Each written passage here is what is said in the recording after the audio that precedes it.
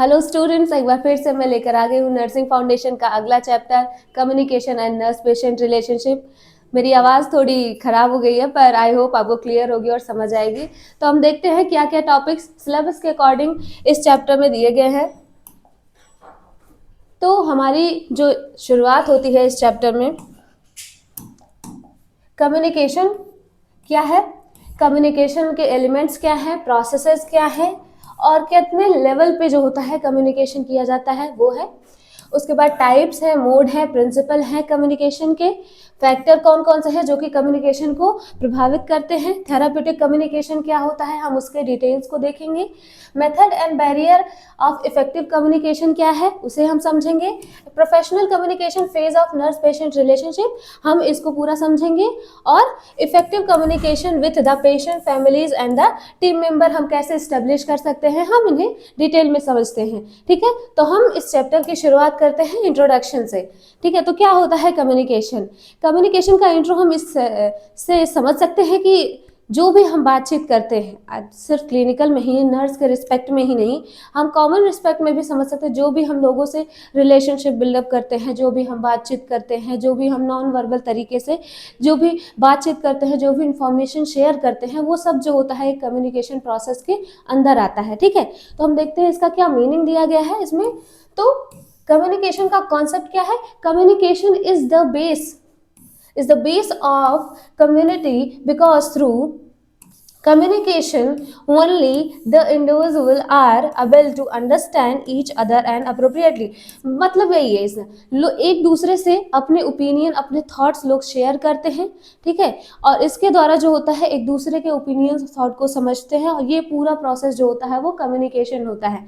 Definition क्या है इसका, communication is defined as, communication क्या है, एक प्रोसेस है of generating, exchanging and understanding. Generate करते हैं हम, एक्सचेंज करते हैं और अंडरस्टैंड करते हैं क्या, message, information, and transmitting the information between two individual हो सकता है, टू ग्रुप हो सकता है, या बहुत सारे लोगों के बीच में हो सकता है। तो ये हमारा क्या होता है, कम्युनिकेशन का डेफिनेशन है। ठीक, तो कम्युनिकेशन में एलिमेंट्स की जब बात आती है तो इसका मतलब ये निकाला जाता है कि कौन कौन से ऐसे फैक्टर हैं जिनका कम्युनिकेशन प्रोसेस में होना ज़रूरी है, तभी एक प्रोसेस पूरा कंप्लीट हो सकता है। ठीक, तो इसमें जो आता है सबसे पहले तो हमारे आते हैं सेंडर। ठीक, सेंडर कौन है, सेंडर वो व्यक्ति होते हैं जो कि मैसेज को ट्रांसमिट करते हैं दूसरे पर्सन के पास। ठीक है, मैसेज क्या है, मैसेज वो इंफॉर्मेशन है जिसे ट्रांसफर किया जाता है सेंडर के द्वारा। और चैनल ऑफ कम्युनिकेशन क्या है, चैनल ऑफ कम्युनिकेशन है कि जिस मीडियम के द्वारा जो भी मैसेज ट्रांसफर किया जाता है सेंडर के द्वारा, वो मीडियम क्या होता है, चैनल ऑफ कम्युनिकेशन होता है। इंटरफेरेंस, इंटरफेरेंस में क्या दिया गया है, it is any kind of disturbance, ठीक है, created in the environment. It can be a device that can disturb the receiver और which can distort the message. मतलब यही है कि एक तरीके का इंटरफेरेंस है जो कि कम्युनिकेशन प्रोसेस में क्या कर रहा है, ऑब्स्टिकल का काम कर रहा है, उसको कंप्लीट नहीं होने दे रहा है, इफेक्टिव नहीं होने दे रहा है। तो वो क्या है, वो फैक्टर, वो इंटरफेरेंस है।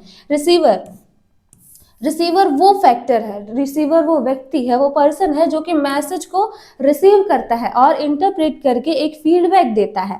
ठीक है, तो रिसीवर वो व्यक्ति होता है। फीडबैक क्या होता है, फीडबैक होता है रिसीवर के द्वारा दिया गया रिस्पांस मैसेज के रिस्पेक्ट में। Feedback is the return behaviour और response of the receiver which means the message is understood by the receiver। ठीक है, तो ये जो होते हैं हमारे एलिमेंट्स, ये पूरे कम्युनिकेशन प्रोसेस को बनाते हैं। तो आगे हम इसको समझते हैं एक डायग्राम से। ठीक है, तो किस तरीके से पूरा एक प्रोसेस कम्युनिकेशन का चलता है वो इससे हम समझ सकते हैं। ठीक, तो सबसे पहले जो होता है हमारा आता है सेंडर। ठीक, जब हम सेंडर पे आते हैं तो सेंडर वो व्यक्ति होता है, तो अगर उसे मैसेज ट्रांसफर करना है तो सबसे पहले उसे इनकोडिंग करनी होगी इन्फॉर्मेशन की। उसे सारा जितना भी डाटा है उसे गैदर करना पड़ेगा, इकट्ठा करना पड़ेगा, प्रियोरिटाइज करना पड़ेगा, सिलेक्ट करना पड़ेगा। ठीक, कितना उसे रिसीवर के पास भेजना है उसके हिसाब से।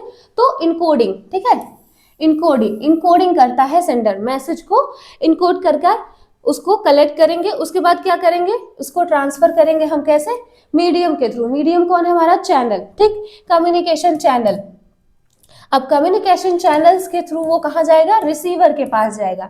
रिसीवर क्या करेगा, मैसेज उसने रिसीव किया, अब वो इंटरप्रेट करके उसे डिकोड करेगा, ठीक। डिकोड करने के बाद वो क्या करेगा, फीडबैक देगा, अपने थॉट प्रोसेस के अकॉर्डिंग, अपनी अंडरस्टैंडिंग के अकॉर्डिंग एक फीडबैक देगा, और वो फीडबैक फिर से सेंडर के पास जाएगा, ठीक है।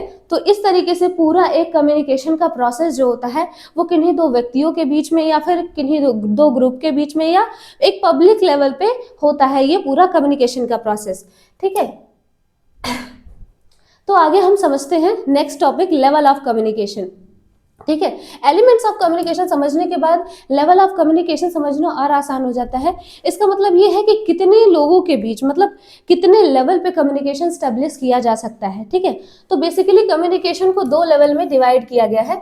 एक पहला है हमारा इंटरपर्सनल कम्युनिकेशन, और दूसरा है हमारा इंट्रापर्सनल कम्युनिकेशन, ठीक है। इंटरपर्सनल कम्युनिकेशन किन्हीं दो व्यक्तियों के बीच में, किन्हीं दो ग्रुप के बीच में, ठीक है, जो स्टैब्लिश किया जाता है वो होता है। और इसको फर्दर कैटेगराइज किया गया है किसमें, ग्रुप कम्युनिकेशन में, मास कम्युनिकेशन में, पब्लिक कम्युनिकेशन में, एंड ऑर्गेनाइजेशनल कम्युनिकेशन में, ठीक है। हम आगे इसके डिटेल्स पढ़ेंगे। और इंट्रापर्सनल कम्युनिकेशन क्या होता है, कम्युनिकेशन विद सेल्फ, खुद के साथ, ठीक है। जो हम कम्युनिकेशन स्टेब्लिश करते हैं खुद के थॉट्स को अंडरस्टैंड करने के लिए, वो हमारा इंट्रापर्सनल होता है, ठीक। अब हम देखते हैं लेवल ऑफ कम्युनिकेशन में हमारा इंट्रापर्सनल का क्या मीनिंग दिया गया है, ठीक। इंट्रापर्सनल कम्युनिकेशन का मीनिंग है communication with in one self, मतलब सेल्फ टॉक, सेल्फ खुद के थॉट्स को क्या करना, अंडरस्टैंड करना, ये हमारा होता है इंट्रापर्सनल। एग्जाम्पल में क्या है, नर्स, एज ए नर्स के रिस्पेक्ट में एग्जाम्पल यहाँ दिया गया है, nurse thinking before giving an injection, ठीक है। दूसरा जो है हमारा इंटरपर्सनल कम्युनिकेशन, इसका क्या मीनिंग है, कम्युनिकेशन बिटवीन टू पीपल, ठीक। टू पीपल भी हो सकते हैं या फिर बिटवीन टू ग्रुप्स भी हो सकता है, और एक मास लेवल, पब्लिक लेवल पर भी हो सकता है, जैसा पीछे कैटेगरी बताया गया था, ठीक। और इसका क्या एग्जाम्पल दिया गया है, नर्स पेशेंट इंटरेक्शन, ठीक। तीसरा क्या है, स्मॉल ग्रुप कम्युनिकेशन, जो कि हमारा इसी में आता है, हमारा इंटरपर्सनल कम्युनिकेशन के सब टाइप्स में ही आता है। स्मॉल ग्रुप कम्युनिकेशन का मतलब ये है कि कम्युनिकेशन बिटवीन 2 to 3 पीपल, जिनका एक छोटा मोटा ग्रुप है, ठीक है। 2 to 3 पीपल या फिर 3 से 15 लोगों के बीच में जो होता है, एक ग्रुप है, उनके बीच में जो आपस में आइडिया और ओपिनियन शेयर किए जा रहे हैं, तो ये पूरा प्रोसेस जो होता है ये हमारा स्मॉल ग्रुप कम्युनिकेशन में आता है। फॉर एग्जाम्पल यहाँ दिया गया है नर्सिंग स्टाफ मीटिंग, ठीक है, नर्सिंग स्टाफ की एक common meeting and ward round discussion, ठीक। अगला जो है वो पब्लिक कम्युनिकेशन हमारा इंटरपर्सनल रिलेशनशिप का ये भी जो होता है एक सब टाइप है। इसमें क्या है, कम्युनिकेशन टू लार्ज ग्रुप, मतलब लार्ज ग्रुप 3 से 15 लोगों से कहीं ज्यादा, ठीक है, एक लार्ज ग्रुप। इसमें क्या है हमारा health talk by nurse to community level पे आप जाए, जैसे हमारे कम्युनिटी हेल्थ नर्सेज होती हैं, ठीक है, कम्युनिटी पे जाके लोगों को एजुकेट करती हैं, अवेयरनेस क्रिएट करती हैं, तो वहाँ पर कोई छोटा मोटा ग्रुप नहीं होता है, वहाँ पर कई पूरे गांव के लोग होते हैं, कई सारे गांव के लोग भी होते हैं, ठीक। तो एक जो होता है ब्रॉड लेवल पे जो होता है ये आता है हमारा पब्लिक कम्युनिकेशन। अब आता है हमारा पांचवा मास कम्युनिकेशन। मास कम्युनिकेशन का मीनिंग है कम्युनिकेशन थ्रू मास मीडिया, मतलब जो भी हमारी टेक्नोलॉजी आज की यूज होती है, लाइक हमारी जो हो गई टीवी हो गई, रेडियो हो गई, पोस्टर्स हो गई, जो किसी मीडियम के थ्रू जो होता है ओपिनियंस को, मैसेज को ट्रांसफर करना एक ब्रॉड लेवल पे, वो हमारा मास कम्युनिकेशन में आता है, ठीक है। आगे हम देखते हैं, अब हम देखते हैं कि according to the channel of communication, ठीक है। अब इसमें बताया गया है कि क्या क्लासिफिकेशन है कम्युनिकेशन का, कितने टाइप्स में जो होता है बताया जा सकता है कम्युनिकेशन का, तो बेसिस पे डिवाइड किया गया है, डिफरेंट बेसिस पे डिवाइड किया गया है इसको, जिसमें से पहला जो हमारा है वो है क्या, चैनल पे बेस्ड है। तो चैनल के बेसिस पे किस में डिवाइड किया गया है, 3 पार्ट में, ठीक। चैनल के बेसिस पे 3 पार्ट में डिवाइड है। पहला हमारा वर्बल हो गया, ओरल जो कि हम अपने मैसेज को ओरल के थ्रू, ओरल मीडियम के थ्रू जो होता है ट्रांसफर करते हैं, नॉन वर्बल जेस्टर्स के थ्रू, और क्या हमारा इलेक्ट्रॉनिक हो गया, ठीक है, जो आजकल के हमारे एडवांस टेक्नोलॉजीज यूज होती हैं, उसमें हमारा सोशल मीडिया आ गया, हमारा ईमेल्स आ गए, ठीक। अब इसमें क्या आता है वर्बल में हमारा ओरल और रिटन दोनों आता है, ठीक है। वर्बल का मीनिंग बेसिकली ये है कि ऐसा नहीं है कि आप मुंह से बस बोल के, वर्बल का मीनिंग है ये है कि आप वर्ड्स का यूज कर रहे हो, ठीक। तो वर्ड्स का यूज आप बोल के भी कर रहे हो और वर्ड्स का यूज आप लिख के भी कर रहे हो, मतलब बात वही है कि आप वर्बल कम्युनिकेशन में ओरल और रिटन दोनों को इंक्लूड करेंगे। अब नॉन वर्बल में क्या आता है हमारा, जैसे कि नॉन वर्बल, इसमें वर्ड्स का यूज नहीं किया जा रहा है, ठीक है, किसी भी तरीके के वर्ड का एक्सप्रेशन सेंडर के द्वारा नहीं किया जा रहा है। इसमें कितने आते हैं, कितने टाइप्स के इसमें बताया गया है, टच हो गया हमारा, ठीक है, ये भी नॉन वर्बल में ही, जिसको बस जो होता है फील किया जा सकता है, ठीक है, विजुअलाइज किया जा सकता है, देखा जा सकता है, आई कांटेक्ट है, एक्सप्रेशन है, पोस्चर है, ठीक, हमारे पोस्चर हो गया, गेट हो गया, जेस्टर हो गया, और क्या फिजिकल अपीयरेंस, और साउंड हो गया, एंड साइलेंस हो गया। ये कुछ नॉन वर्बल फैक्टर हैं जो कि कम्युनिकेशन में जो होते हैं हेल्प करते हैं, ठीक। तो ये on the basis of channel हो गया। आगे हम इसका अगला क्लासिफिकेशन देखेंगे, तो सबसे पहले हम देखते हैं पहले इसका डिस्क्रिप्शन थोड़ा सा। तो वर्बल कम्युनिकेशन का डिस्क्रिप्शन वही है, इज द, क्या होता है, verbal communication is a traditional way. हाँ, ट्रेडिशनल है क्योंकि कॉमनली जो होता है हम यही यूज करते हैं। जैसे कि मैं अगर लेक्चर ले रही हूँ तो मेरा जो मोड ऑफ कम्युनिकेशन है वो क्या है, वर्बल है। मैं वर्बल बोल के आप लोगों को पढ़ा रही हूँ, तो मेरा जो तरीका है वो वर्बल टाइप है, तो ट्रेडिशनल है ये। And language is the channel of communication, ठीक है, ये ट्रेडिशनल वे में यूज किया जाता है, बहुत लंबे समय तक यूज किया जाता है, बहुत ज्यादा यूज किया जाता है। Language can be used in the form of oral और रिटन फॉर्म, ठीक है, मैंने पहले इसको एक्सप्लेन कर दिया है। वर्बल कम्युनिकेशन में जैसे कि मैंने पहले बताया, ओरल कम्युनिकेशन और रिटन कम्युनिकेशन इंक्लूड किया जाता है दोनों को, ठीक। अब क्या है हमारा एडवांटेज और disadvantage oral and written communication का, ठीक है। तो ओरल एंड रिटन का क्या कम्युनिकेशन का एडवांटेज हो सकता है, एडवांटेज ये हो सकता है कि आपको कोई मैसेज ट्रांसफर करना है तो आप क्विकली बोल के तुरंत पहुंचा दोगे, तुरंत विद इन अ सेकेंड। अगर जो हमारा क्या बोलते हैं रिसीवर है वो सुन लिया, ठीक है, विद इन अ सेकेंड, तो क्विक फीडबैक अवेलेबल हो जाएगा, ठीक। ये तो हमारा एक ओरल कम्युनिकेशन का एडवांटेज हो गया। और क्या है, allows the observation of non verbal cues also, क्योंकि आप बोल रहे हो सामने वाले को तो आप देख भी रहे हो सामने वाले को, तो हाँ वो क्या करेगा, आपने बोला उसने सुना, वो रिस्पॉन्स में क्या दे सकता है, वो आपको बोल के भी रिस्पॉन्स दे सकता है, और वो आपको मान लीजिए उसने कोई जेस्टर नोडिंग ऑफ हेड किया, हाँ मैं सुन रहा हूँ, नोडिंग ऑफ हेड किया, तो एक नॉन वर्बल जेस्टर उसने शो किया। तो इस तरीके से भी जो होता है इसमें वर्बल और नॉन वर्बल दोनों को ही ऑब्जर्व एक साथ किया जा सकता है इस टाइप के कम्युनिकेशन में, ठीक। ये इसका एडवांटेज बताया जा रहा है। रिटन का क्या एडवांटेज है, can be saved, edited and revised many times, ठीक है, क्योंकि पेपर पर ये काम किया जा रहा है तो उसको बार बार पढ़ा जाएगा, उसमें क्या क्या कमियां हैं उसको एडिट किया जा सकता है, ठीक है। तो इसका ये बेनिफिट है। और क्या है, enables receiver to understand fully and send appropriate feedback, ठीक है। सेंडर के लिए जो होता है इजी टू, पहले तो फॉर्म करना इजी होता है, और फीडबैक के लिए भी जो होता है रिसीवर को इजी पड़ता है, क्योंकि वो इजीली जो होता है उसे कई बार पढ़ सकता है, कई बार इंटरप्रिटेट कर सकता है और एक करेक्ट फीडबैक दे सकता है। ये इसका एडवांटेज हो गया। डिसएडवांटेज क्या होगा, पहले हम देखते हैं ओरल कम्युनिकेशन का। Deep thought is not involve in the encoding of the message, deep thought को इनको इन्वॉल्व नहीं किया जा सकता है। क्यों, क्योंकि आपको कोई मैसेज देना है तो आप उसको बहुत लंबे समय तक नहीं सोचोगे, आपको बोलना है तो आप क्विकली बोल दोगे कि हाँ आपको ये काम करना है, आप उसमें पहले सोचोगे, प्रोसेस करोगे, इतना टाइम नहीं होता है। जैसे कि हमारा फॉर एग्जाम्पल मान लेते हैं क्लिनिकल्स में जो होते हैं राउंड लेते हुए डॉक्टर्स जो होते हैं ओरल ऑर्डर दे देते हैं कि नर्स आप इनको इंजेक्शन लगाइए, आपको ये इंजेक्शन लगाइए, ठीक। तो ओरल जो होता है ऑर्डर भी दिया जाता है, तो इतना बैठ के उसको डीपली वहां पर एनालाइज नहीं किया जाता है, ठीक, इतना टाइम नहीं लिया जाता है इसमें जनरली। और डिसएडवांटेज क्या है, does not bring immediate feedback, time consuming and needs writing skill, ठीक। हाँ, इसमें जो होते हैं इमीडिएट फीडबैक नहीं मिलता है, क्योंकि इसका एक पूरा प्रोसेस होता है। अब हम मान लीजिए कि हमें कोई भी काम आज के गवर्नमेंट सेक्टर में कोई भी काम करवाना होता है, तो सबसे पहले हम लेटर लिखते हैं, लेटर भेजते हैं, वो हमारा हायरार्की लेवल से पार होता हुआ जाता है, तब जाके कोई काम होना शुरू होता है, तब उस पर एक्शन होना शुरू होता है।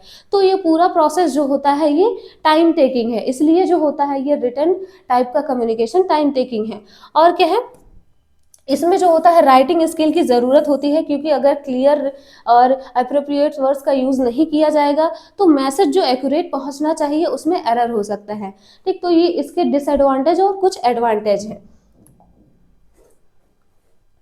दूसरा जो टाइप है हमारा नॉन वर्बल वाला, नॉन वर्बल में भी क्या होता है वही इसका डिस्क्रिप्शन है। It is the type of communication that involves wordless, इसमें वर्ड का यूज नहीं होता है। ठीक है, wordless conversation also referred as body language, मतलब इसमें बॉडी लैंग्वेज को ऑब्जर्व करके, जेस्टर पोस्टर को ऑब्जर्व करके कम्युनिकेशन का जो एक पूरा प्रोसेस है उसे कंप्लीट किया जाता है और समझा जाता है। ठीक, नॉन वर्बल कम्युनिकेशन में हम देखते हैं क्या क्या आते हैं। मैंने पहले ही बताया था फेशियल एक्सप्रेशन, सबसे पहला फेशियल एक्सप्रेशन। फेशियल एक्सप्रेशन कैसे दिखाते हैं? ठीक, तो expression of emotion through faces, ठीक है, इमोशंस का पता चलता है। फॉर एग्जाम्पल इसमें दिया गया है स्माइलिंग टू रीअश्योर पेशेंट। ठीक, दूसरा है जेस्टर। जेस्टर, कुछ ऐसे जेस्टर्स होते हैं हमारे जो कि शो करते हैं आपके बॉडी लैंग्वेज को कि आप किसी भी तरीके के कम्युनिकेशन के लिए कितने ज़्यादा तैयार हैं, कितने ज़्यादा रिस्पॉन्सिव हैं। ठीक, तो मूवमेंट्स ऑफ हैंड और बॉडी, इसमें दिया गया है एक्सप्लेनेशन, जैसे कि हम मूव कर रहे हैं। अब जैसे कि मैं मूव कर रही हूँ तो आपको समझाने के लिए मैं एक तरीके का जेस्टर यूज़ कर रही हूँ, नॉन वर्बल। ठीक है, तो इसमें जैसे फॉर एग्जाम्पल दिया गया है नोडिंग हेड फॉर यस। ठीक, तो ये भी एक तरीके का नॉन वर्बल जेस्टर है जो कि एग्री करवा रहा है कि हाँ आई एग्री। ठीक, पॉस्चर, पॉस्चर क्या बताता है? वे ऑफ स्टैंडिंग और सिटिंग, किस तरीके से हम खड़े हैं, किस तरीके से हम बैठ रहे हैं। ठीक, अब इसमें आ गया हमारा example learning forward show interest. अब जैसे पॉस्चर में हमारा हो गया, हम अगर किसी से बात कर रहे हैं, अगर हम क्लोज आर्म ऐसे करके खड़े हो जाए तो इसका मतलब ये होता है कि आप कम्युनिकेशन में इंटरेस्टेड नहीं है। ठीक, तो कुछ ऐसे पॉस्चर्स होते हैं, कुछ ऐसे जेस्टर्स होते हैं जो आपको बता देते हैं कि कम्युनिकेशन कितना अच्छा हो सकता है, कितना अच्छा नहीं होगा। Eye contact, use of I during communication, जितना अच्छा आई कांटेक्ट ऐसा माना जाता है होता है उतना ही ज़्यादा इफेक्टिव कम्युनिकेशन होता है। ठीक, maintaining eye contact while listening, ये आपके कम्युनिकेशन को और अच्छा और स्ट्रांग बनाता है। Touch, communication through physical contact. ठीक है, इसमें क्या है? Holding patient hand for comfort. Touch का यूज़ किया जाता है बेसिकली कंफर्ट देने के लिए और रीअश्योरेंस के लिए। ठीक है, आगे हम देखते हैं, आगे क्या है? पर्सनल स्पेस, ये भी जो होता है ये नॉन वर्बल में ही आता है। पर्सनल स्पेस कितना रखना है आपको, अगर आप किसी से कम्युनिकेट कर रहे हैं तो आपस में एक जो होता है एक एप्रोप्रिएट लेवल का डिस्टेंस मेंटेन रखना ज़रूरी होता है। फॉर एग्जाम्पल इसमें maintaining privacy during the procedures. ठीक है, और क्या है? सातवां है हमारा अपीयरेंस। अपीयरेंस भी जो होता है ये हमारा बहुत ही ज़्यादा प्रभावित करता है कम्युनिकेशन को। इसमें क्या है? ड्रेस, ग्रूमिंग आपका कैसा है, क्लीनिनेस, हाइजीन कितना अच्छा मेंटेन है, उसके अकॉर्डिंग भी जो होता है वो लेवल ऑफ कम्युनिकेशन स्टेब्लिश किया जाता है, क्योंकि ये जो होता है ये इंटरेस्ट को बढ़ाता है कि कैसे लोग आपसे कम्युनिकेट करेंगे। Neat uniform builds confidence. ठीक है, और लोगों को आपके प्रति जो होता है वो अट्रैक्ट भी करता है। पैरा लैंग्वेज, पैरा लैंग्वेज में क्या है? Tone, pitch, speed of voice. ठीक है, नॉट वर्ड। पैरा लैंग्वेज, जो भी हम बोल रहे हैं उस बोलने में हम उसके टोन को देखेंगे, अपने वॉइस के पिच को और स्पीड को, वो कितना जो होता है वर्ड्स के साथ बैलेंस्ड वे में ट्रांसफर किया जा रहा है, ये जो होता है बहुत मायने रखता है नॉन वर्बल कम्युनिकेशन में। Soft tone while talking to anxious patient, एक एग्जाम्पल है, नर्स के लिए बताया गया है कि जब भी वो पेशेंट से कांटेक्ट करे या फिर जब भी पेशेंट से कम्युनिकेट करे तो सॉफ्ट टोन का यूज़ करे। Silence, silence, absence of speech. Silence जो होता है ये किसी भी कम्युनिकेशन प्रोसेस में एक बहुत ही इम्पॉर्टेंट फैक्टर होता है, क्योंकि ये अलाउ करता है, allowing patient to express feeling, allow करता है कि ताकि वो कंप्लीटली जो भी उसकी प्रॉब्लम है उसे अपने तरीके से उसे एक्सप्रेस कर सके। लास्ट है हमारा टाइम।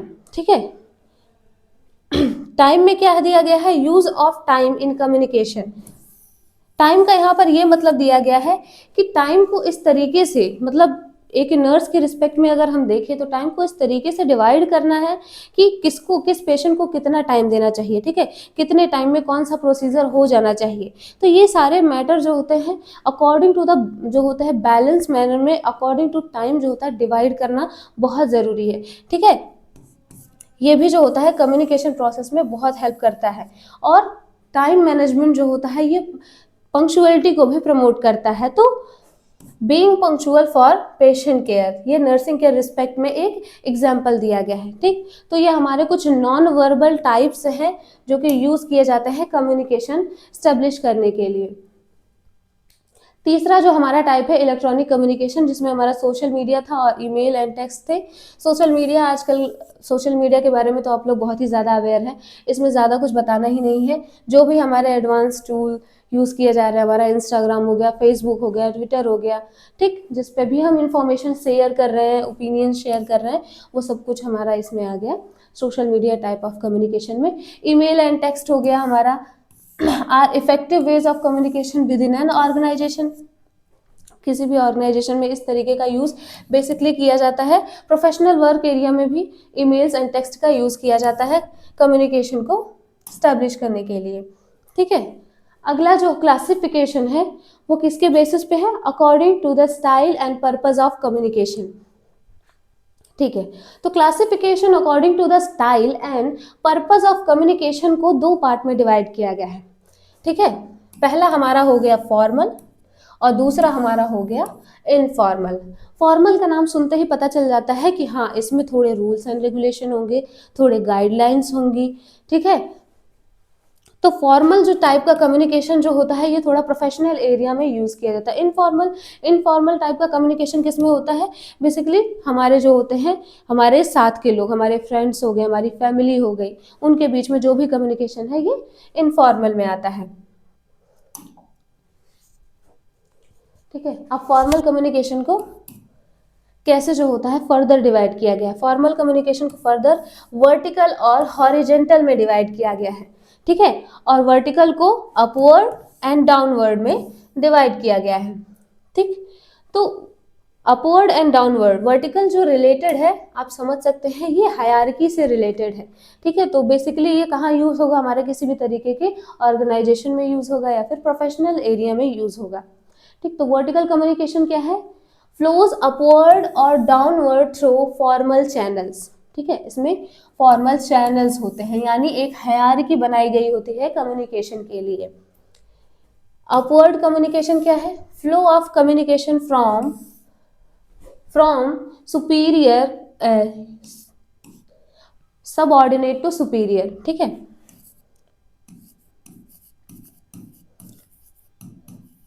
Subordinate to superior. ठीक है, नीचे से ऊपर। ठीक, डाउनवर्ड क्या होगा, डाउनवर्ड में हमारा इंफॉर्मेशन जो होता है वो कहाँ से जाता है, सुपीरियर टू सबऑर्डिनेट, मतलब ऊपर से नीचे आता है। ठीक, तो इस तरीके से जो होता है ये वर्टिकल हमारा कम्युनिकेशन होता है। हॉरिजेंटल में क्या है, हॉरिजेंटल जो होता है it is the lateral communication take place among people having equal authority, मतलब सेम लेवल पे। जैसे कि फॉर एग्जांपल मान ले हम, तो मान लीजिए हमारा फैकल्टी हो गई। ठीक है, हमारा फैकल्टी नर्सिंग ट्विटर की कोई मीटिंग हो रही है, तो नर्सिंग ट्विटर की अगर आपस में कोई मीटिंग हो रही है तो नर्सिंग ट्विटर सबके पास सेम क्वालिफिकेशन है, सबके पास सेम जो होता है अथॉरिटी है। ठीक, तो इस तरीके से जो होता है हमारा हॉरिजेंटल कम्युनिकेशन होता है।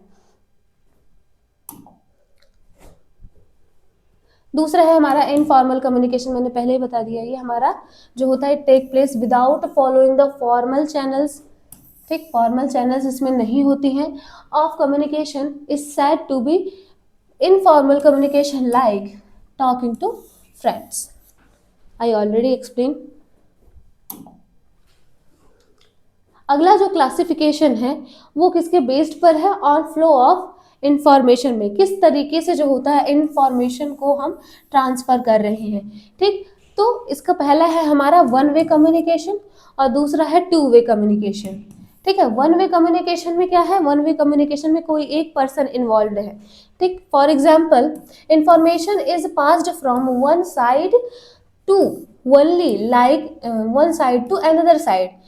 फॉर एग्जाम्पल इन लेक्चर, ठीक है, for example like in lecture teacher only teaches the student and student learn.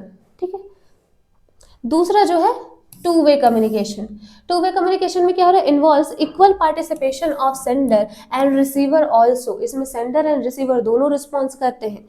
ठीक है, communication is active and democratic like discussion and brainstorming session where the teacher and student freely express their fact and opinion। ठीक है, मतलब दो जो भी कोई भी इंडिविजुअल हो वो आपस में एक दूसरे के साथ जो होते हैं इक्वल ओपिनियन शेयर करते हैं, ये हमारा टू वे कम्युनिकेशन होता है।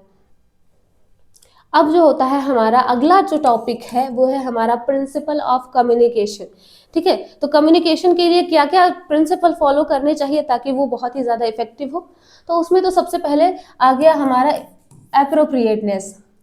एप्रोप्रिएटनेस, अब एप्रोप्रिएटनेस कहाँ होनी चाहिए, जो भी हम मैसेज इनकोड कर रहे हैं उसमें होनी चाहिए, जो भी हम वर्ड सेलेक्ट कर रहे हैं, ठीक, जो भी हम चैनल सिलेक्ट कर रहे हैं वो एप्रोप्रिएट होना चाहिए। क्लियरिटी, क्लियरिटी में क्या है, communication should always be clear. ठीक है, no ambiguity should arise with message conveyed. Clarity होनी चाहिए, जो भी इंफॉर्मेशन आप भेजना चाहते हैं उसमें एकदम क्लियर होना चाहिए, उसका पर्पस एकदम क्लियर होना चाहिए, इस तरीके से आपको उसको इनकोड करना है। Channel of communication, channel of communication, अब वही बात आ गई कि मीडियम कैसा होना चाहिए, it should be chosen carefully. ठीक है, so that the clarity is maintain and the communication जो होता है स्टेब्लिश किया जाए वो इफेक्टिव हो। ठीक है, तो चैनल को मैसेज के साथ और उसकी क्लियरिटी के साथ उसकी अप्रोप्रिएटनेस के साथ बैलेंस करके बनाना होता है ताकि वो इफेक्टिव कम्युनिकेशन का रिजल्ट दे। उसके बाद क्या है लास्ट हमारा फीडबैक। फीडबैक में क्या है, it should always B sought to prevent ambiguity or doubt in the information shared conveyed। ठीक है, तो जो भी फीडबैक दिया जा रहा है उसमें भी क्लियरिटी होनी ज़रूरी है। ऐसा नहीं है कि आप क्लियरिटी दे रहे हैं तो जो भी आप वर्बल और नॉन वर्बल तरीकों का यूज़ करें उसमें कोई भी तरीके का मिक्सिंग नहीं होना चाहिए। वर्बल तो वर्बल एंड अगर नॉन वर्बल तो नॉन वर्बल, वरना दोनों को अगर मिक्स कर रहे हैं तो दोनों को बैलेंस वे में रिप्रेजेंट करें ताकि एक अप्रोप्रिएट फीडबैक जाए सेंडर के पास। ठीक है, तो ये प्रिंसिपल फॉलो होना चाहिए कम्युनिकेशन प्रोसेस में। अगला जो है हमारा प्रिंसिपल खत्म हो गया, अगला जो हमारा टॉपिक शुरू हो रहा है वो है फैक्टर। अब फैक्टर की बात करते हैं तो ऑलरेडी हम इतना कुछ पढ़ चुके हैं। ठीक है, इतना कुछ पढ़ चुके हैं तो हम जानते हैं कौन कौन से फैक्टर जो होंगे वो कम्युनिकेशन को प्रभावित कर सकते हैं। खुद से सोचिएगा। सबसे पहले अगर हम इनको ना समझें, हम सबसे पहले समझें तो अगर एलिमेंट्स प्रॉपर नहीं है तो वो प्रभावित करेंगे, हाँ बिल्कुल करेंगे। लेकिन हम कुछ और समझते हैं। पहला तो हमारा हो गया एटीट्यूड, नर्स के रिस्पेक्ट में देखा गया है इसे। तो एटीट्यूड ऑफ नर्स, या आप नर्स की बात कर लीजिए या फिर किसी इंडिविजुअल की एटीट्यूड की बात कर लीजिए, किस तरीके का है। तो attitude sets the mode of nurse client relationship, like when working with positive attitude the nurse will approach the patient in unhurried manner, avoiding abrupt response, making patient feel valued and respected। मतलब किस तरीके का attitude वो patient के सामने represent कर रही है कि पेशेंट को ऐसा लगे कि नर्स बहुत अच्छी है, वो मुझे केयर प्रोवाइड कर सकती है, वो मुझे जो होता है अप्रोप्रिएट ट्रीटमेंट प्रोवाइड करने में हेल्प कर सकती है। ठीक है, तो वो एटीट्यूड होना बहुत ज़रूरी है कम्युनिकेशन प्रोसेस में। ठीक, दूसरा जो है हमारा कल्चरल बैकग्राउंड। तो कल्चरल बैकग्राउंड बहुत मायने रखता है। ठीक है, क्योंकि कल्चरल बिलीफ जो है वो कम्युनिकेशन को प्रभावित करती ही करती हैं। Nurses should be aware about the different socio-cultural belief and practices, क्योंकि इंडिया जो होता है वो कल्चर में रिच है। यहाँ पर डिफरेंट जो होता है कास्ट के लोग रहते हैं, डिफरेंट जो होता है रिलीजन के लोग रहते हैं, उनके मोरल बिलीफ्स अलग अलग हैं। ठीक है, तो इन हेल्थ सेक्टर नर्सेस को उनके बारे में अवेयर होना बहुत ज़रूरी है, क्योंकि उनके बिलीफ ही हैं जो उनके कम्युनिकेशन को एक बेस प्रोवाइड करते हैं। ठीक है, तो नर्सेस को अंडरस्टैंड करना होगा कि किस तरीके से उनके बिलीफ जनरेट हुए हैं, उनके रिलीजन के अकॉर्डिंग या फिर उनके कल्चर के अकॉर्डिंग। ठीक, gender, man and women communicate differently. ठीक है, differently and their perception to interpretation of information में ऑलवेज डिफर। क्यों ऐसा बोला जा रहा है? क्योंकि जनरली ऐसा माना जाता है कि वुमेन्स जो होती हैं वो मेन से ज़्यादा इमोशन जो होता है वो वुमेन्स में पाया जाता है, बहुत ही ज़्यादा सेंसिटिव होती हैं, तो वो किसी भी इंफॉर्मेशन में एक अलग तरीके से, एक अलग नज़रिए से सोचती हैं। इसलिए मेंस एंड वुमेन्स में जो होता है एक ही जो होता है टॉपिक पे थोड़ा डिफरेंट ओपिनियन आ सकता है generally. Status role, patient role in society or occupation can affect the nurse patient relationship। ठीक है, तो ये हमारे फैक्टर हो गए कुछ जो कि कम्युनिकेशन को अफेक्ट करते हैं। आगे हम और देखते हैं इन्वायरमेंट, स्पेस एंड टेरिटरी। ठीक है, तो इन्वायरमेंट भी बहुत मायने रखता है कम्युनिकेशन के लिए। Suitable area for environment helps. ठीक है, और environment help in communication. Collecting patient history in, for example यहाँ दिया गया है कि पेशेंट हिस्ट्री कलेक्ट करते समय waiting area can cause patient to uncomfortable because it is public space. ठीक है, पब्लिक स्पेस बहुत ज़्यादा भीड़ होगी या फिर बहुत ज़्यादा शोर होगा, तो ये इन्वायरमेंटल फैक्टर है जो कि कम्युनिकेशन में एक तरीके का बैरियर की तरह काम करता है। Physical, mental and emotional state should assessed if found suitable then only be communication can be effective. मतलब वही है कि फिजिकल, मेंटल और इमोशनल स्टेट जो भी इंडिविजुअल है, जो भी वहाँ पर कम्युनिकेशन प्रोसेस में इंक्लूडेड है, सेंडर हो गया या रिसीवर हो गया, उनके पास ये तीनों जो होना बैलेंस स्टेट में प्रेजेंट होना ज़रूरी है इफेक्टिव कम्युनिकेशन के लिए। वैल्यूज़, वैल्यूज़ में हमारे personal values of nurse and patient में डिफर एंड में lead to disruption in the communication. ठीक है, तो पर्सनल वैल्यूज़, अब सबके अलग अलग बिलीफ है, सब अलग अलग रिलीजन से, अलग अलग कल्चर से आए होते हैं, तो हेल्थ के अगर रिस्पेक्ट में देखा जाए तो कोई अलग तरीके से देखता है। अब एक नर्स है, वो एजुकेटेड है, वो अलग तरीके से हेल्थ को देखती है। तो इस तरीके से पर्सनल जो वैल्यू है, बिलीफ है, वो अगर एक बैलेंस्ड वे में नहीं कोऑर्डिनेट कर पाएगा तो कम्युनिकेशन प्रॉपर नहीं हो पाएगा। ठीक है, अगला जो है वो हमारा डेवलपमेंटल स्टेज। डेवलपमेंटल स्टेज यहाँ पर क्यों है? According to the age the understanding perception change with this intellectual and psychological development. जैसे जैसे एज हमारा बढ़ता है वैसे वैसे जो होता है हमारा इंटेलिजेंस डेवलपमेंट, इंटेलेक्चुअल डेवलपमेंट, ठीक है, स्टार्ट हो जाता है। तो अगर वहाँ पर डेवलपमेंटल स्टेज में कोई प्रॉब्लम है, ठीक है, तो उनका अंडरस्टैंडिंग लेवल उतना प्रॉपर नहीं होगा, तो कम्युनिकेशन अच्छा नहीं हो पाएगा, चाहे वो नर्स के रिस्पेक्ट में बात की जाए या फिर पेशेंट के रिस्पेक्ट में बात की जाए। ठीक, अब आ गया हमारा अगला टॉपिक, थेराप्यूटिक कम्युनिकेशन। इस चैप्टर का इम्पॉर्टेंट टॉपिक, इसका जो होता है जिक्र आप आगे के जो होता है कई सारे सब्जेक्ट में देखेंगे। थेराप्यूटिक कम्युनिकेशन हर जगह। तो क्या होता है थेराप्यूटिक कम्युनिकेशन? ठीक है, तो थेराप्यूटिक कम्युनिकेशन में बेसिकली अगर हम छोटे से शब्द में समझे, छोटे से सेंटेंस में, तो नर्स जो होती है एक शॉर्ट टाइम के लिए एक रैपोर्ट बिल्डअप करती है, कम्युनिकेशन स्टेब्लिश करती है, ताकि वो पेशेंट के जो भी प्रॉब्लम्स है उनको सुन सके, उनको अंडरस्टैंड कर सके और उसको एक appropriate treatment and care provide करने में हेल्प कर सके। ठीक है, तो इसमें क्या दिया गया है? It is a interpersonal interaction between nurse and patient for a specific purpose or where nurse focuses on patient unmet need। ठीक है, इसमें पेशेंट के अनमेट नीड पे फोकस किया जाता है and aims to collect information to promote health. ठीक है, ये हमारा पूरा थेरेपेटिक कम्युनिकेशन होता है। Therapeutic communication is defined as face to face interaction, ठीक है, या face to face process of interacting that focuses on advancing the physical and emotional wellbeing of the patient. मतलब वही है, ठीक है। एक ऐसा रिलेशनशिप बिल्डअप करना, एक ऐसा कम्युनिकेशन स्टेब्लिश करना ताकि पेशेंट को ट्रीटमेंट और केयर प्रोवाइड किया जा सके, ठीक है। अब क्या होता है गोल थेराप्यूटिक कम्युनिकेशन का, तो डेफिनेशन से ही क्लियर हो जाता है कि इसका क्या गोल हो सकता है, ठीक है। लेकिन पहले हम इसमें देखते हैं क्या गोल इसमें दिया गया है। तो establish a nurse patient relationship, पहला तो यही है, एक नर्स पेशेंट रिलेशनशिप स्टेब्लिश करने के लिए, एक इफेक्टिव रैपोर्ट बनाने के लिए पेशेंट के साथ, ठीक।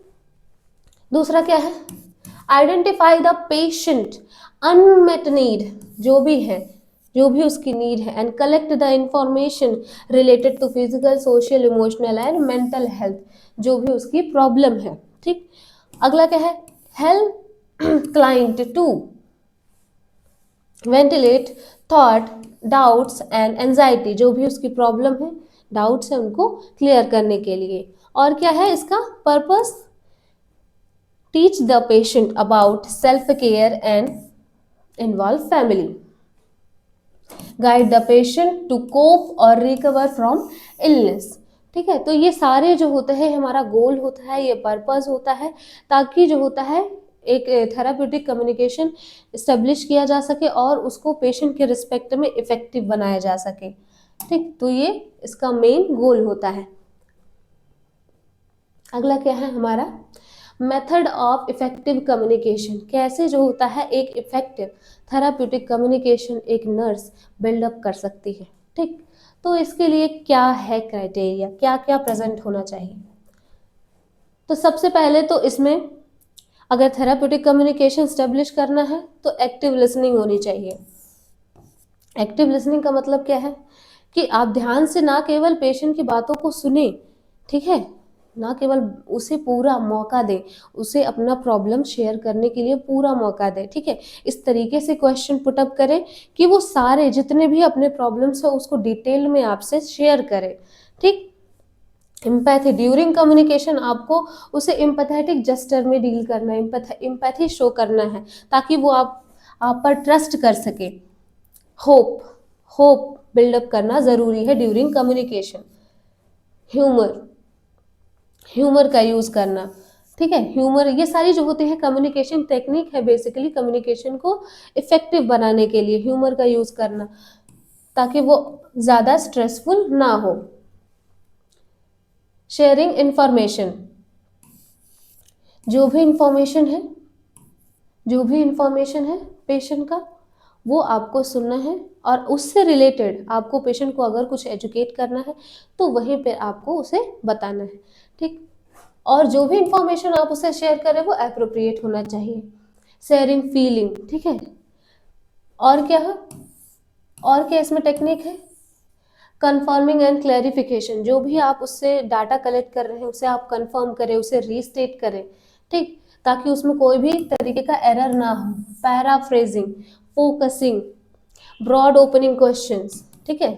ब्रॉड ओपनिंग क्वेश्चंस क्या होते हैं, इस तरीके के क्वेश्चंस होते हैं जो कि ज़्यादा से ज़्यादा इंफॉर्मेशन को क्या करते हैं, डिस्क्लोज करते हैं, ठीक है। इस तरीके के क्वेश्चन नर्स के द्वारा पुटअप किए जाते हैं during therapeutic communication. Providing leads देना, ठीक है, उन्हें फॉरवर्ड आगे बढ़ने के लिए प्रेरित करना। और क्या है, ऑफरिंग सेल्फ और रिफ्लेक्टिंग एंड समराइजिंग, ठीक है। ये सारे जो होते हैं कुछ कम्युनिकेशन टेक्निक होते हैं जो कि यूज किए जाते हैं कम्युनिकेशन को इफेक्टिव बनाने के लिए। अब हम देखते हैं टेक्निक ऑफ थेराप्यूटिक कम्युनिकेशन, उसी का जो होता है डिस्क्रिप्शन है जो ऑलरेडी मैंने एक्सप्लेन किया। एक्टिव लिसनिंग क्या है, एक्टिव लिसनिंग वही है being attentive to what the client is saying verbally और नॉन वर्बली, ठीक है। जो भी वो कह रहा है उसे अच्छे से सुनो, ध्यान से। ब्रॉड ओपनिंग, इनकरेज करना है पेशेंट को ताकि वो ज़्यादा से ज़्यादा अपने इन्फॉर्मेशन अपने प्रॉब्लम के बारे में शेयर करे। Sharing observation, making observation by commenting on how the other person looks, sound and acts, accepting, acknowledge what the patient say and affirm that they have been had, ठीक है। जो भी उसकी कंडीशन जो है उसको सुनो और उसे एक्सेप्ट करो, ठीक है। Accepting is not necessarily the same thing as agreement, ठीक है। एग्रीमेंट का मतलब ये नहीं है, पेशेंट जो भी कह रहा है उसे आप ध्यान से सुने, ठीक है, पर इसका मतलब ये नहीं है कि आप उससे एग्री कर लें। एक्सेप्टिंग में और एग्रीमेंट में थोड़ा सा डिफरेंट है, यहाँ पर डिफरेंस है। Offering self, spending time with the patient, ठीक है, उसे ज़्यादा से ज़्यादा टाइम दें ताकि वो आप पर बिलीव करे, आप पर ट्रस्ट करे, आपका एक अच्छा रिलेशनशिप बिल्डअप हो, NPR स्टैब्लिश हो। Sharing empathy, already I explain, ठीक, तो ये उसके कुछ जो होता है एग्जाम्पल्स दिए गए हैं और उसके कुछ थेराप्यूटिक वैल्यूज़ दिए गए हैं, तो आप इस स्लाइड को रीड कर लीजिएगा, इसमें कुछ ज़्यादा डिफिकल्ट नहीं है, ठीक, ऑलरेडी मैंने इसको एक्सप्लेन कर दिया है। आगे और भी इसमें टेक्निक्स है। शेयरिंग होप, ठीक है, communicating essence of possibility to others, ठीक है, उसे होप होना चाहिए कि हाँ वो ठीक हो सकता है, उसे अच्छा ट्रीटमेंट मिलेगा। Sharing humour, patient is encouraged to release negative energy through light fun और एंजॉयमेंट, मतलब जो भी सिचुएशन है उसको लाइट करने के लिए जो होता है ह्यूमरस वर्ड्स का, ह्यूमरस सेंटेंस का यूज़ करना है, ठीक। Theme identification, identifying main issue और problem that arouse frequently during the interaction, ये हमारा आता है थीम आइडेंटिफिकेशन, ये भी हमारा बहुत ही इंपॉर्टेंट जो होता है कम्युनिकेशन टेक्निक है। Giving recognition, acknowledge patient behaviour and highlights it without giving an overt compliment. Reflection है, रिफ्लेक्शन में क्या होता है, understanding the patient idea correctly by directing patient back to the idea, ठीक है, ये रिफ्लेक्टिंग होता है। And using touch, therapeutic touch होता है हमारा, और साइलेंस होता है, ठीक है, ये कुछ अदर्स टेक्निक्स हो गए। टेक्निक ऑफ कम्युनिकेशन जो होता है ये इंपॉर्टेंट है, एग्जाम में ज़रूर पूछा जा सकता है, लॉन्ग में भी आ सकता है और शॉर्ट में भी आ सकता है, ये पूरा कम्युनिकेशन चैप्टर ही इंपॉर्टेंट है, ठीक है। टेक्निक ऑफ थेराप्यूटिक कम्युनिकेशन में आगे जो होता है ऑलरेडी मैंने पहले ही सारा सेम कंटेंट है एक्सप्लेन कर दिया है, ठीक है, इसको इजी वे में सिंपल वर्ड्स में यहाँ पर इस स्लाइड में लिखा गया है, 1 सेंटेंस में आप इसे रीड कर सकते हैं। रिफ्लेक्शन, एम्पैथी, गिविंग इंफॉर्मेशन, ठीक है, ये सब सेम है, आप इसे भी रीड कर सकते हैं, उसे भी रीड कर सकते हैं। अगला है हमारा topic barrier to effective communication, ठीक है, non therapeutic communication techniques. Barriers क्या क्या हो सकते हैं, बैरियर्स हम किसे कहेंगे, बैरियर्स वो फैक्टर होंगे जो कि एक पूरा कम्युनिकेशन का जो प्रोसेस है, जो हमने शुरुआत में पढ़ा कि उसमें एक सेंडर होता है, वो इनकोड करता है मैसेज, चैनल के द्वारा जो होता है वो रिसीवर के पास जाता है, रिसीवर उसे इंटरप्रेट करता है और फिर एक फीडबैक देता है, ठीक है, और फिर वो फीडबैक जाता है सेंडर के पास। तो ये जो पूरा प्रोसेस है, अगर यहाँ पर कहीं भी कोई भी ऐसा फैक्टर आता है जो इसमें हिंड्रेंस करे, ऑब्स्टिकल का काम करे, तो वो क्या है, वो बैरियर है, ठीक, बैरियर का सिंपल मीनिंग यही है। तो communication is the base of nurse patient relationship, however it can be disrupted very easily due to following barriers. देखते हैं क्या क्या बैरियर्स है।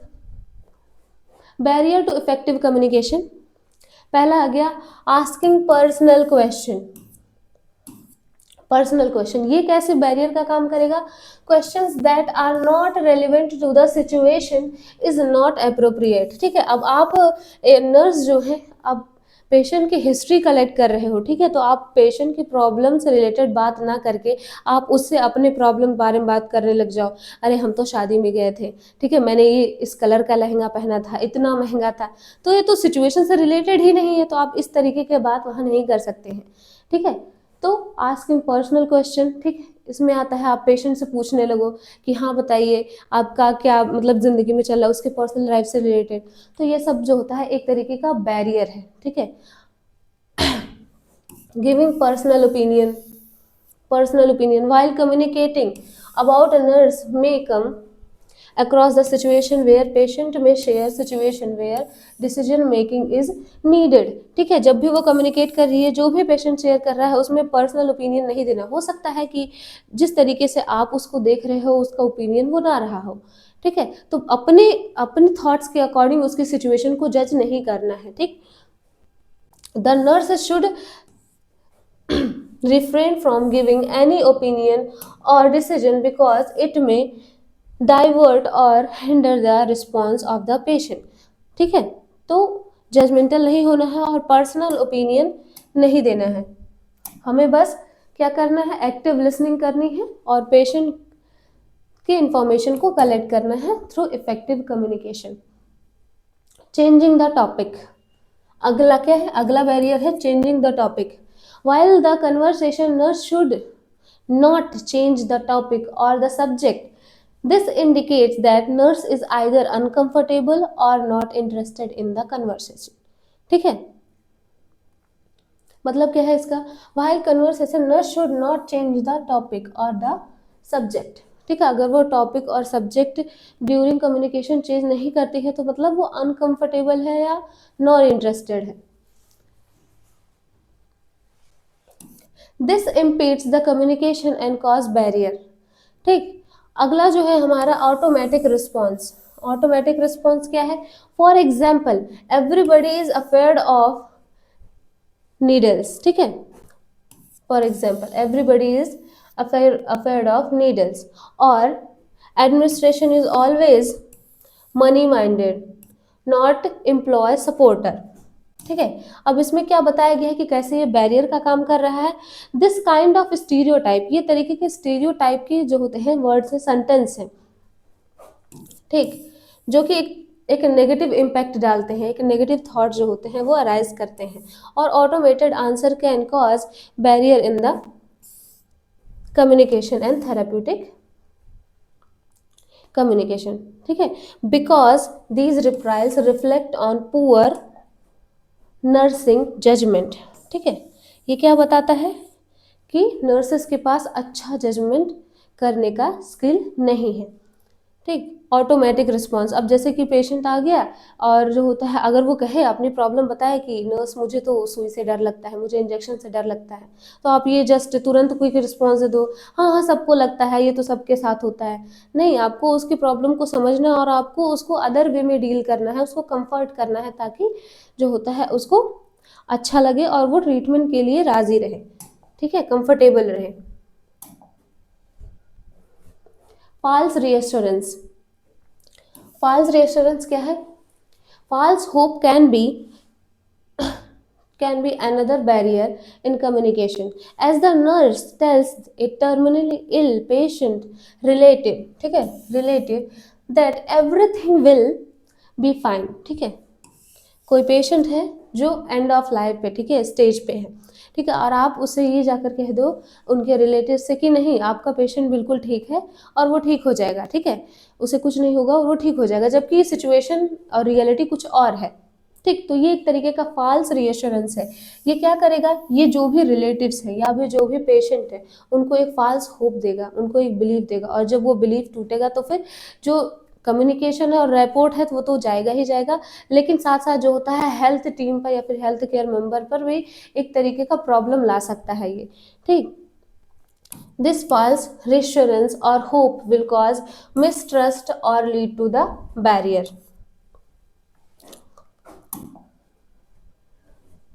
ठीक, तो ये हमारे हो गए कुछ बैरियर्स इन कम्युनिकेशन। ये बैरियर्स आप थेराप्यूटिक कम्युनिकेशन में भी लिख सकते हैं और वैसे नॉर्मल कम्युनिकेशन में भी लिख सकते हैं। तो पर्सनल अगला जो टॉपिक है वो क्या है, प्रोफेशनल कम्युनिकेशन।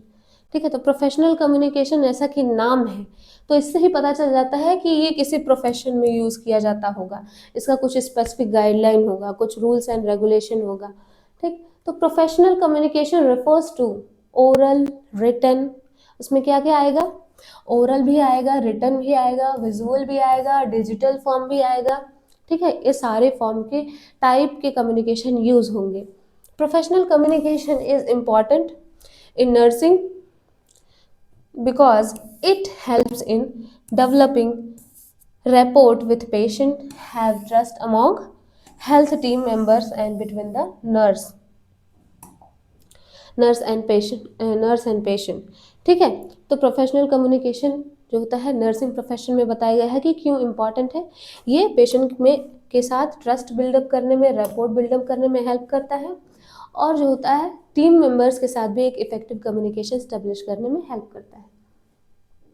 अगला क्या है, प्रोफेशनल कम्युनिकेशन का जो यहाँ पर बताया गया, the distance between two individual has different zone of communication. ठीक है, प्रोफेशनल कम्युनिकेशन में बताया गया है इसका। हाँ, तो प्रोफेशनल कम्युनिकेशन, अच्छा इसमें जो मैंने बताया कि distance between two individual have different zones, ठीक है, तो ये प्रोफेशनल कम्युनिकेशन में बेसिकली ये डाला गया है समझाने के लिए कि किस तरीके से जो होता है कि दो इंडिविजुअल के बीच में जब कम्युनिकेशन होता है तो अलग अलग जोन में वो डिवाइडेड होता है। तो बेसिकली ये जोन्स के बारे में बताया गया है। तो उसमें सबसे पहला हमारा आ गया है इंटीमेट जोन। ठीक है, इंटीमेट जोन क्या कहता है, close contact interaction between parent and children and partners. ठीक है, जो हमारा एक इंटीमेट रिलेशनशिप हमारे क्लोज्ड वन के साथ होता है, ये उस तरीके का जोन होता है। ठीक है, इंटीमेट जोन होता है। दूसरा क्या है, personal zone, personal distance, distance maintain between close friend. ठीक है, किस तरीके से जो होता है एक डिस्टेंस होता है, ये हमारा पर्सनल जोन होता है। Social zone, social distance maintain while interacting with A acquaintance like with colleges. ठीक है, सोशल जो मतलब कि सोसाइटी से ले मतलब लोगों से थोड़ा जो होता है एक जो डिस्टेंस मेंटेन रखते हैं कम्युनिकेशन में, ये हमारा उसमें आता है। Public zone, distance maintaining while communicating in meeting और पब्लिक स्पीकिंग रियलिटी। ठीक है, ये किस तरीके के जो होता है जब भी हम कम्युनिकेशन स्टेब्लिश करते हैं तो कितने जो होते हैं लेवल पे हम एक डिस्टेंस मेंटेन रखते हैं।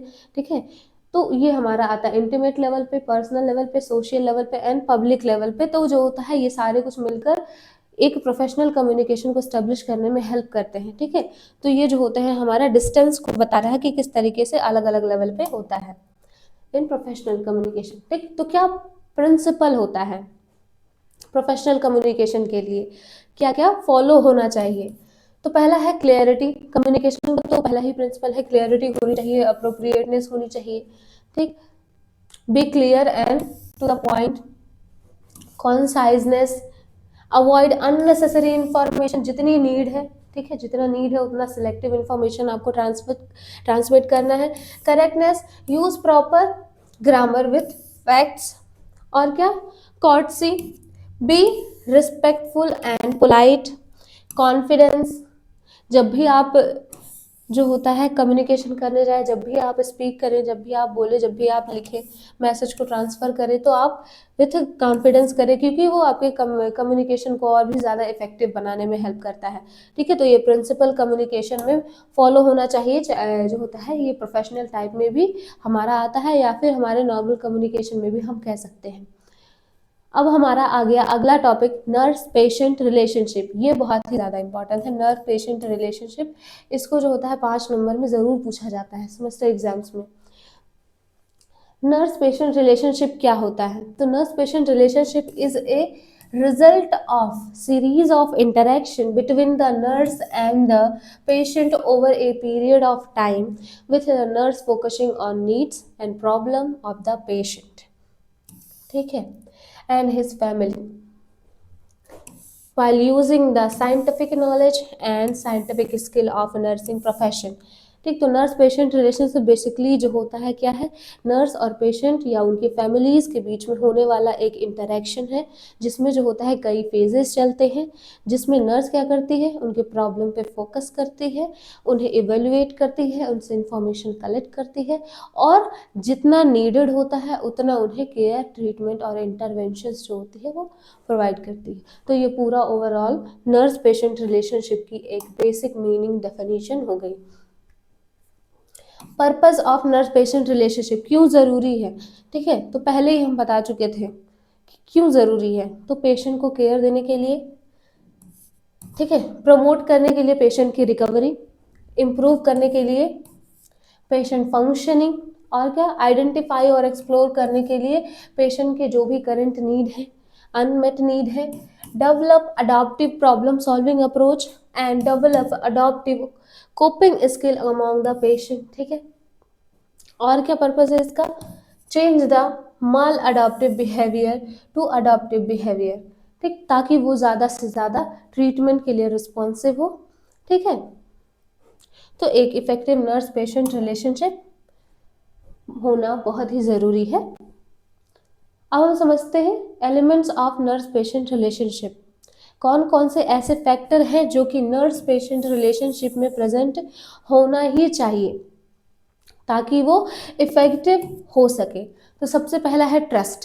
तो जब भी कोई नर्स किसी भी पेशेंट से इंटरेक्ट करती है तो सबसे पहला उसका क्या काम होता है, ट्रस्ट बिल्डअप करना, एक रेपोर्ट स्टैब्लिश करना।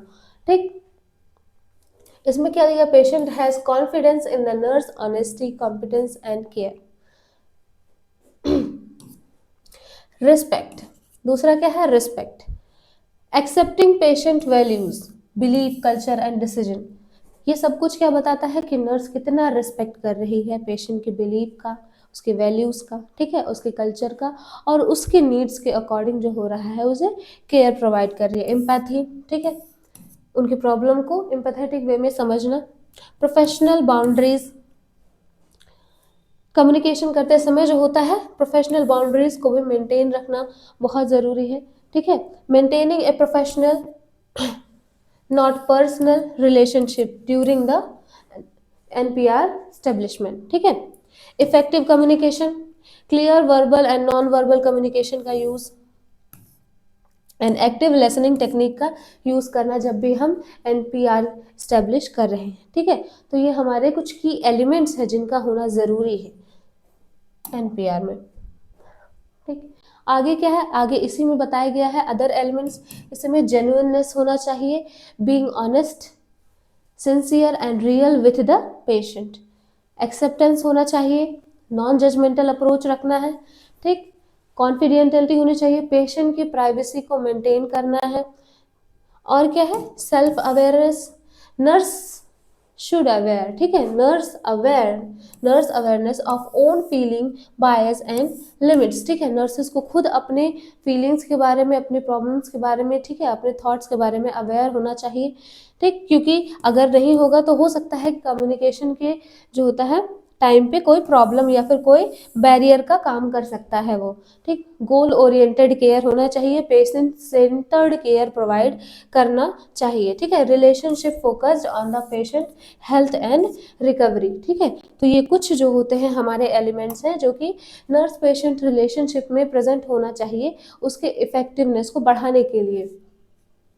अब हमारा way to promote respect and positive regard to the patient. ठीक है, क्या क्या वेज होते हैं जिससे जो होता है हम रिस्पेक्ट और पॉजिटिव रिगार्ड जो होता है पेशेंट का वो इम्प्रूव कर सकते हैं। ठीक है, प्रमोट कर सकते हैं। तो calling the patient by name, ठीक है, पेशेंट को उसे नाम से बुलाओ। ठीक है, मतलब क्या है, आप उसे रिस्पेक्ट दे रहे हो। Spend time with the patient, ठीक है, ऑफरिंग सेल्फ टेक्निक का यूज़ करो। And active listening the patient, उसकी जो भी प्रॉब्लम है उसे अटेंटिवली सुनो। ठीक, be open in respond to the patient. ठीक है, और क्या है, रिस्पेक्ट पेशेंट ऑटोनॉमी, ठीक, उसके राइट्स की रिस्पेक्ट करो, और रिमेन अनकंडीशनल। तो ये जो होते हैं हमारे कुछ टेक्निक्स है, कुछ तरीके हैं जिनको फॉलो करके हम पेशेंट के साथ एक अच्छा नर्स पेशेंट रिलेशनशिप स्टेब्लिश कर सकते हैं। ठीक, अब आता है फेजेस, सबसे इम्पॉर्टेंट है फेजेस। ठीक है, phases of nurse patient relationship communication. ठीक, तो इसमें कौन कौन से फेजेस हैं, सबसे पहला फेज हमारा है प्री ओरिएंटेशन फेज। ठीक है, उसके बाद दूसरा जो हमारा है वो हमारा है इंट्रोडक्टरी फेज, और तीसरा हमारा है ओरिएंटेशन फेज, और फिर चौथा है हमारा वर्किंग फेज, और पांचवा है हमारा टर्मिनेशन फेज। तो पूरा ये कम्युनिकेशन जो हमारा नर्स पेशेंट रिलेशनशिप जो भी है ये पूरा 5 फेजेस में डिवाइड हुआ है। ठीक है, प्री ओरिएंटेशन फेज में क्या होता है, preliminary work learning about the disease condition and how to approach and interact with patient। मतलब क्या है, यहाँ पर नर्स जो होती है वो नर्स से इंटरेक्ट अभी जो होती है इनकाउंटर नहीं की होती है। ठीक है, नर्स और पेशेंट का अभी भी कोई भी इनकाउंटर नहीं हुआ होता है। इसमें क्या होता है, नर्स जो होती है पेशेंट के कंडीशन के बारे में पहले से स्टडी करती है। ठीक है, उसके डॉक्यूमेंट्स देखती है, उसके रिपोर्ट्स देखती है। ठीक है, इन्वेस्टिगेशन रिपोर्ट्स देखती है। ठीक, और एक बेसिक जो होता है डाटा कलेक्ट करती है, इंफॉर्मेशन कलेक्ट करती है। ठीक है, हमारा प्री ओरिएंटेशन फेज होता है। दूसरा जो होता है हमारा इंट्रोडक्टरी फेज, इसमें क्या होता है, nurse introduce herself and orient the patient about the hospital routine, how to call for the help। ठीक है, तो नर्स जो होती है इसमें पेशेंट के साथ इंटरेक्ट करती है, सबसे पहले इंट्रोड्यूस करती है, ठीक, खुद को, और क्या करती है, ओरिएंट करती है कि हॉस्पिटल में कितने एरिया है, कौन सी जो होती है चीज़ें कहाँ पर है, क्या हमारा जो होता है हेल्प लेने का क्या तरीका है, कैसे हम कॉल करते हैं, ये सारी चीज़ें जो होती हैं, जो भी वहाँ का प्रोटोकॉल है उसके बारे में पूरा जो होती है वो बताती है इंट्रोडक्टरी फेज में। तीसरा जो होता है हमारा ओरिएंटेशन फेज होता है। ओरिएंटेशन फेज में क्या होता है, nurse orients the patient about the purpose of the interaction. ठीक है, क्यों नर्स जो होती है वो इंटरेक्ट कर रही है पेशेंट से, वो बताती है। And how long it may take, मतलब कितने ड्यूरेशन के लिए, ठीक, कितना ड्यूरेशन रहेगा वो भी बताती है। If the patient wishes that his family member और any significant member should accompany him during this interaction. ठीक है, अगर ऐसा कहता है तो जो होता है उसके लिए भी, रिलेटिव्स के लिए भी जो होता है वो अलाउड करते हैं, मतलब पेशेंट के साथ उसका एक अटेंडेंट भी रह सकता है। ठीक, तो ये हमारा होता है ओरिएंटेशन फेज। अब आता है हमारा वर्किंग फेज, मेन हमारा वर्किंग फेज। इसमें क्या होता है, main phase when the whole interaction and communication occur, जब सारा प्रोसेस जो होता है जितना भी नर्स ने प्लान किया है वो स्टार्ट हो जाता है इस फेज में। During the phase nurse and patient work together to meet the set of health goals. ठीक है, इसमें नर्स जो होती है वो जितने भी कम्युनिकेशन टेक्निक है उनका यूज़ करती है। ठीक, पेशेंट से ओपन एंडेड क्वेश्चंस पूछती है, जो भी उसका अनमेट नीड है, जो भी उसका प्रॉब्लम है उससे रिलेटेड इन्फॉर्मेशन गैदर करती है, उनको डॉक्यूमेंट करती है। ठीक, ये हमारा वर्किंग फेज होता है। अब आता है हमारा लास्ट फेज, टर्मिनेशन फेज। इसमें क्या होता है, when the set of goal are achieved then the nurse patient relationship must come to end. ठीक है, जब गोल जो होता है अचीव हो जाता है, मतलब नर्स ने जितना एक गोल बनाया था कि हाँ मुझे पेशेंट की कंडीशन से रिलेटेड इतनी इन्फॉर्मेशन कलेक्ट करनी है, वो उसे अचीव हो जाता है। ठीक है, तो धीरे धीरे जो होता है हमारा वर्किंग फेज जो होता है वो धीरे धीरे टर्मिनेशन फेज की तरफ आ जाता है। नर्स जो होती है वो पेशेंट को इन्फॉर्म कर देती है कि हाँ अब हमारा जो होता है ये इंट्रोडक्शन, हमारा जो फेज है हमारा नर्स पेशेंट इंटरेक्शन का, ये अब खत्म होने वाला है। ठीक है, इसके बारे में उसे बता देती है, ये हमारा टर्मिनेशन लास्ट फेज हो गया। तो इस तरीके से जो होता है ये पूरा नर्स पेशेंट रिलेशनशिप 5 फेजेस में डिवाइड होके कंप्लीट होता है। आगे इसी का डिस्क्रिप्शन बताया गया है। प्री इंटरेक्शन फेज क्या है, ये nurse prepare before meeting the, ठीक है, ये इसमें क्या होता है, before meeting the patient prepare करती है। Orientation phase building the trust, ठीक है, ट्रस्ट बिल्डअप करना, defining roles and assessing the needs. और क्या होता है इसमें, वर्किंग फेज में मेन इवेंट होता है इसमें, ठीक है, केयर डिलीवर करना, प्रॉब्लम को असेस करना होता है। एंड टर्मिनेशन फेज में क्या होता है, रिलेशनशिप एंड होता है। ठीक है, डिस्चार्ज और शिफ्ट।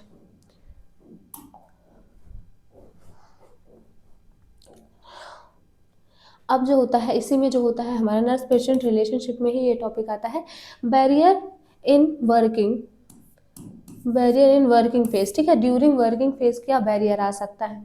ठीक, तो बैरियर उसमें आएगा हमारा एंजाइटी।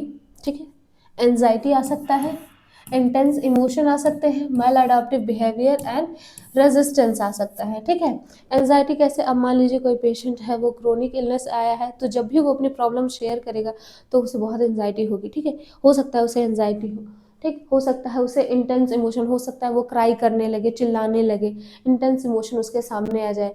और क्या, मल adaptive behaviour, acting out anger in appropriate. ठीक है, एंग्री हो सकता है। ठीक, विड्रॉइंग बिहेवियर शो कर सकता है।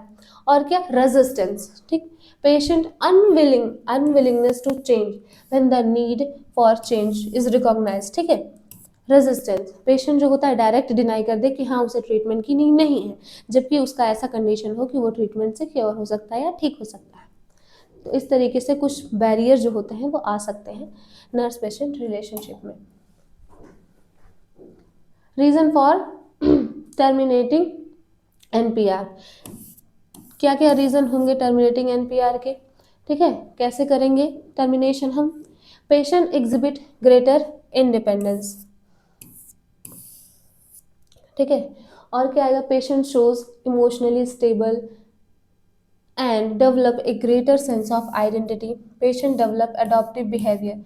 ठीक है, तो मतलब जो गोल है वो अचीव अगर नर्स को हो रहा है तो मतलब वो टर्मिनेशन फेज में ले जाएगी। ठीक है, पूरे एनपीआर को। ठीक है, तो गोल अचीव होगा क्या, पेशेंट डेवलप करेगा अडॉप्टिव बिहेवियर, ये भी गोल था। और क्या, इमोशनली स्टेबल हो जाएगा, तो भी उसका एक दूसरा गोल कंप्लीट हो गया। गोल है बीन अकॉम्प्लिस्ड। ठीक है, illness symptom relief, symptom relief हो गया, गोल अचीव हो गया उसका, तो टर्मिनेशन फेज में जाएगा। And improve social functioning. ठीक, इस तरीके से जब पेशेंट की रिकवरी होनी शुरू हो जाएगी, पेशेंट की प्रॉब्लम सॉल्व होने शुरू हो जाएंगे, तो ये फेज जो होता है वो टर्मिनेशन की तरफ जाने लगेगा। ठीक, तो ये हमारे हो गए रीजंस। अब जो हमारा अगला टॉपिक क्या है वो है communicating effectively with the patient, family and team member. ठीक है, किस तरीके से पेशेंट से करना है, फैमिली और टीम मेंबर के साथ। तो assessment gather all information all the patient using effective communication skills. ठीक है, पेशेंट की अगर बात करें तो पेशेंट से कम्युनिकेशन करने के लिए जितने भी कम्युनिकेशन टेक्निक्स हैं उनका यूज़ किया जाता है, एक अच्छा एनपीआर स्टेब्लिश किया जाता है। ठीक है, तो ये पूरा इसमें आता है। Identify the language spoken by the patient, avoid barrier in communication. ठीक है, follow the principle of communication and technique of effective communication. तो इन सबको फॉलो करके जो होता है इफेक्टिवली पेशेंट से कम्युनिकेट किया जा सकता है। ठीक है, ऑलरेडी ये बहुत ही ईजी है, पेशेंट के साथ कैसे कम्युनिकेशन करना है, ये पूरा कम्युनिकेशन प्रोसेस में शुरू से उसी की बात हो रही है। ठीक है, तो principle of communication and techniques of effective communication, ये तो जो होता है ऑलरेडी हो चुका है, इसमें भी कुछ खास नहीं है। स्पीकिंग स्किल्स क्या होनी चाहिए, लिसनिंग स्किल्स क्या होनी चाहिए, इसमें वही है कि किस तरीके से जो होता है आपको अप्रोप्रिएट जो होता है टोन का यूज़ करना है। ठीक, अप्रोप्रिएट इंफॉर्मेशन का यूज़ करना है, उसमें क्लैरिटी होनी चाहिए, कंसाइजनेस होना चाहिए, सब कुछ उसमें आता है। लिसनिंग स्किल्स में क्या आता है, changing the topic should not be done as it cause barrier in the communication. ठीक है, actively and attentively listen to the patient saying, ये सब कुछ ऊपर जो होता है वो एक्सप्लेन किया जा चुका है, आप बस इसके डिटेल्स एक बार स्लाइड से रीड कर लीजिएगा। ठीक है, बहुत ही सिंपल है, इसमें कुछ भी डिफिकल्ट नहीं है। ठीक है, अब आगे हमारे जो होते हैं वेरियस ग्रुप्स जो हो गए, उनसे कैसे कम्युनिकेशन करना है। तो चिल्ड्रन, ठीक है, चिल्ड्रन से कैसे कम्युनिकेशन करना है, क्या क्या स्ट्रेटजी इसमें यूज़ करनी चाहिए। तो पहला है use simple word, short sentence, toys, play, picture, speak at I level. ठीक है, इस टेक्निक का यूज़ करके हम चिल्ड्रन से जो होता है वो अच्छे से कम्युनिकेट कर सकते हैं। एल्डरली से जब भी हम कम्युनिकेट करें तो हमें ध्यान रखना है स्पीक स्लोली एंड क्लियरली। ठीक है, क्योंकि हो सकता है कि उनको क्या हो, विजुअल प्रॉब्लम हो जाए या फिर ऑडियो प्रॉब्लम हो। Allow extra time and ensure hearing aid and glasses are used. Patient with disabilities use assistive devices, gestures, written notes. ठीक है, पेशेंट एंड रिस्पेक्टफुली, कैसे पेशेंट से डील करना है ये हम पहले से ही जानते हैं। मेंटली इल पेशेंट से कैसे आपको कम्युनिकेट करना है, यूज काम टोन का यूज करना है, सिंपल लैंग्वेज का यूज करना है, active listening and avoid arguing.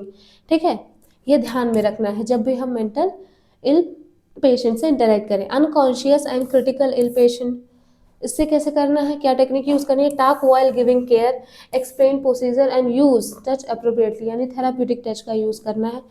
ठीक, patient with speech problem, yes use yes या no question, communication board and writing and gesture. इस तरीके से जो होता है इस टेक्निक का यूज करके उसको इफेक्टिव बनाया जा सकता है। एंड लास्ट है हमारा पेशेंट विथ हेयरिंग इम्पेयरमेंट, जिन्हें हेयरिंग इम्पेयरमेंट है, इंश्योर करना है कि वो अगर हेयरिंग एड जो होते हैं यूज़ करते हैं तो वो यूज़ करें। And face the patient and speak clearly and use lip reading and sign language. ठीक है, तो इस तरीके से हम इन सारे जो होते हैं ग्रुप के या फिर इस सारे कैटेगरी के लोगों से कम्युनिकेशन स्टैब्लिश कर सकते हैं। ठीक है, तो आज का जो हमारा चैप्टर है communication and nursing patient relationship, ठीक है, ये हमारा जो होता है यहाँ पर ख़त्म होता है। ठीक है, आई होप आपको सारे जो होते हैं टॉपिक्स अच्छे से समझ में आए होंगे। अगर कोई प्रॉब्लम है तो आप पूछ सकते हैं। ठीक है, नोट्स आपको ऐप पर प्रोवाइड किए जाएंगे, तो आप ऐप डाउनलोड कर लीजिएगा। ठीक है, पढ़ते रहिए। Thank you.